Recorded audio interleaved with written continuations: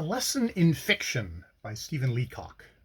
Suppose that in the opening pages of the modern melodramatic novel, you find some situation as the following, in which is depicted the terrific combat between Gaspard de Vaux, the boy lieutenant, and Harry Hank, the chief of the Italian Bandante. The inequality of the contest was apparent. With a mingled yell of rage and contempt, his sword brandished above his head and his dirk between his teeth, the enormous bandit rushed upon his intrepid opponent. De Vaux seemed scarce more than a stripling, but he stood his ground and faced his hitherto invincible assailant. "Mon Dieu!" cried De Smith, "he is lost." Question: on which of the parties to the above contest you honestly feel inclined to put your money? Answer: on De Vaux, he'll win. Harry Hank will force him down on one knee with a brutal cry of "har har," will be about to dirk him, when De Vaux will make a sudden lunge, one he had learnt at home out of a book of lunges, and... Very good, you have answered correctly. Now suppose you find a little later in the book that the killing of Harry Hank has compelled De Vaux to flee from his native land to the east. Are you not fearful for his safety in the desert? Answer: frankly, I am not. De Vaux is all right. His name is on the title page, and you can't kill him. Question: listen to this, then. The sun of Ethiopia beat fiercely upon the desert as De Vaux, mounted upon his faithful elephant, pursued his lonely way. Seated in his lofty hoodoo, his eyes scoured the waste. Suddenly, a solitary horseman appeared on the horizon. Then another, and then six. In a few moments, a whole crowd of solitary horsemen swooped down upon him. There was a fierce shout of "Allah!" a rattle of firearms. De Vaux sank from his hoodoo to the sands, while the affrighted elephant dashed off in all directions. The bullet had struck him in the heart. There now, what do you think of that? Isn't De Vaux killed now? The answer: I am sorry, De Vaux is not dead. True, the ball had hit him. Oh yes, it had hit him, but it had glanced off against the family Bible, which he carried in his waistcoat in the case of illness, struck some hymns that he had in his hip pocket, and, glancing off again, had flattened itself against De Vaux's diary of his life in the desert, which was in his knapsack. Question: but even if this doesn't kill him, you must admit that he is near death when he is bitten in the jungle by the deadly Dongola. Answer: that is all right. A kindly Arab will take De Vaux to the sheik's tent. Question: what will De Vaux remind the sheik of? Too easy, of his long-lost son, whom disappeared years ago. Question: was this son Harry Hank? Answer: of course he was.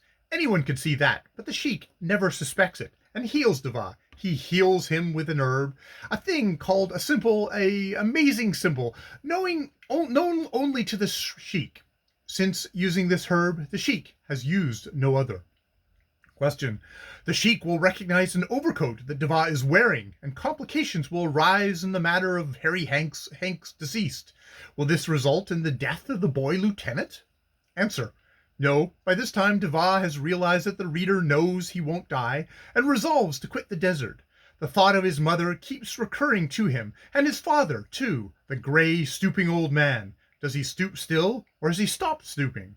At times, too, there comes the thought of another, a fairer than his father, she whose... But enough. De Vaux returns to the old homestead in Piccadilly. Question: when De Vaux returns to England, what will happen? Answer: this will happen. He who left England 10 years ago before, a raw boy, has returned a sunburnt, soldierly man.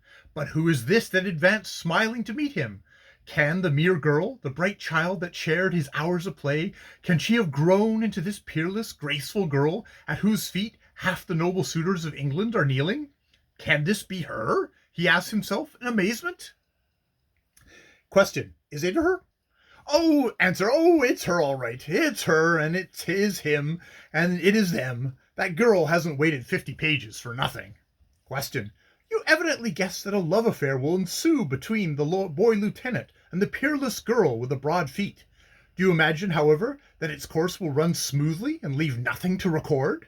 Answer: not at all. I feel certain that the scene of the novel having edged itself around to London, the writer will not feel satisfied unless he introduces the following famous scene.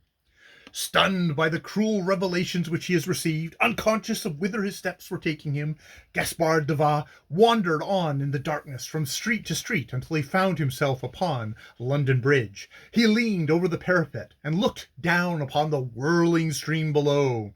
There was something in the still, swift rush of it all that seemed to beckon him, to allure him. After all, why not?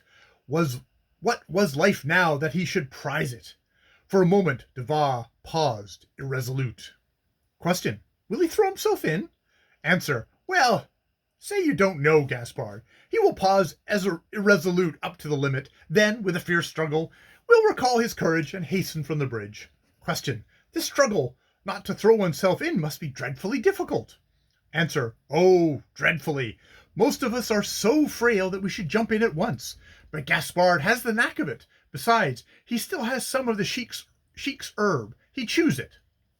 Question: what has happened to Vaix anyways? Is it anything he has eaten?